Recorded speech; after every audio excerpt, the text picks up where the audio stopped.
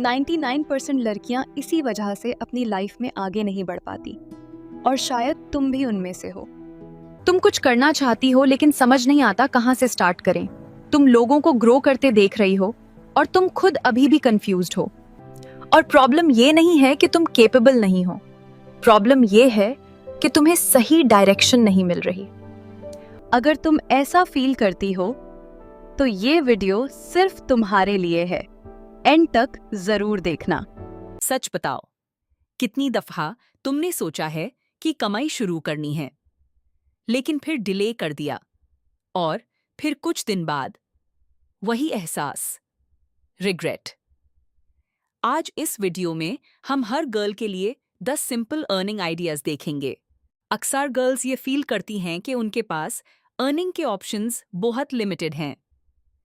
जैसे एक simple example लो, किसी को कुकिंग पसंद होती है, लेकिन वो सोचती है कि इससे क्या होगा, और वो स्टार्ट ही नहीं करती। या फिर दूसरी साइड, कोई सिर्फ इसलिए बुटीक या मेकअप का काम स्टार्ट कर लेती है कि उनके सब कर रहे होते हैं, बिना ये सोचे कि उसकी इंटरेस्ट है भी या नहीं। रिजल्ट क्या होता है? या तो वो वेट करती रहती है, या गलत डिसीजन ले लेती है, और एंड में रिग्रेट ही होता है। अब यहाँ एक अहम चीज समझनी है। अक्सर हम ये सोचते हैं कि मसला ये है कि मौका कम हैं, लेकिन हकीकत बिल्कुल मुख्तलिफ है। मौका तो बहुत हैं, मसला सिर्फ वजाहत, क्लैरिटी का है। जैसे एक मिसाल लो, अगर किसी के पास 10 रास्ते हों, लेकिन उसे ये ही ना पता हो कि उसके लिए बेहतरीन कौन सा है, तो वो या तो कंफ्यूज रहेगी, या फिर कोई भी रास्ता रैंडम चुन लेगी। इसीलिए मसला ऑप्शंस का नहीं, डायरेक्शन का है। चलिए, आज मैं तुम्हें 10 ऐसे आसान और अमली कमाई के तरीके बताने वाली हूं, जो सिर्फ बातें नहीं हैं। ये वो चीजें हैं जो लोग वाकई कर रहे हैं, और कमाई भी कर रहे हैं। और सबसे अच्छी बात ये है, तुम्हें सब कुछ एक साथ करने की जरूरत नहीं है। अगर तुम स्टूडेंट हो तो ट्यूशन या फ्रीलांसिंग शुरू कर सकती हो। अगर तुम घर पर हो तो सिलाई, बेकिंग या हाथ से बनी चीजें बेच सकती हो। यानी हर सूरत-हाल के लिए कोई ना कोई रास्ता मौजूद है, बस तुम्हें अपने लिए सही रास्ता चुनना है। अब चीजों को आसान तरीके से समझते हैं। मैं तुम्हें एक एक करके मुख्तलिफ रास्ते बताती हूँ, ताकि तुम्हें साफ समझ आ जाए कि तुम क्या कर सकती हो। और ये बात याद रखना, हर स्किल एक अपॉर्चुनिटी होती है। अक्सर लोग सोचते हैं कि ये तो छोटी स्किल है, इससे क्या होगा। लेकिन हकीकत ये है कि लोग उसी छोटी स्किल से घर बैठकर अर्न कर रहे होते हैं।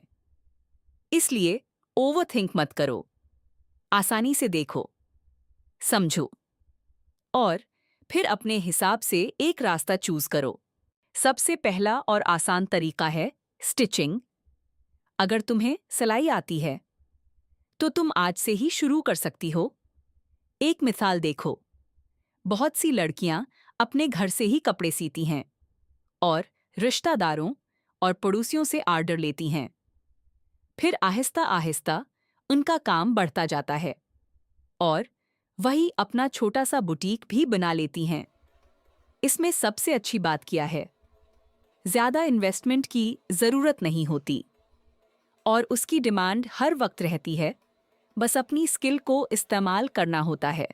अगर तुम क्रिएटिव हो तो हैंडमेड प्रोडक्ट्स एक बहुत अच्छा ऑप्शन है, जैसे resin art, handmade gifts, customised items. आज कल लोग यूनिक चीजों के लिए एक्स्ट्रा पे करते हैं।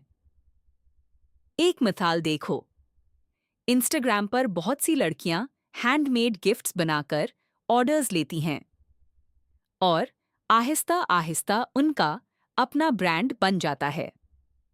यानी अगर तुम में क्रिएटिविटी है तो उसे इग्नोर मत करो।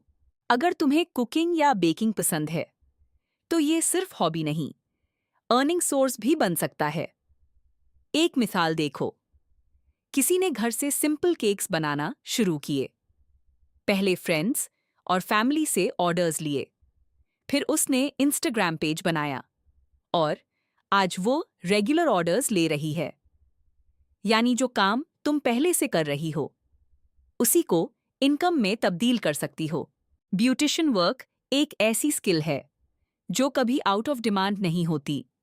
मेकअप, मेहंदी, ब्राइडल सर्विसेज, हर इवेंट पर उसकी जरूरत होती है। एक मिसाल देखो, बहुत सी लड़कियां घर से ही क्लाइंट्स लेना शुरू करती हैं और फिर आहिस्ता आहिस्ता अपना सैलून खोल लेती हैं। ये स्किल तुम्हें लॉन्ग टर्म स्टेबल अर्निंग दे सकती है। अगर तुम्हें किसी सब्जेक्ट पर अच्छी कमांड है तो टीचिंग एक बहुत स्ट्रॉन्ग ऑप्शन है।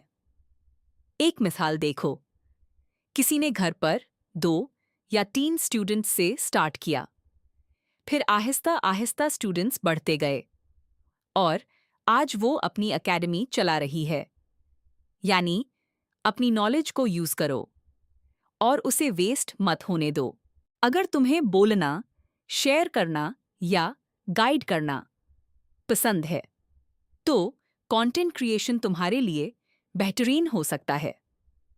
एक मिसाल देखो, कोई कुकिंग वीडियोस बनाता है, कोई स्टडी टिप्स शेयर करता है और आहिस्ता आहिस्ता उनकी ऑडियंस बन जाती है।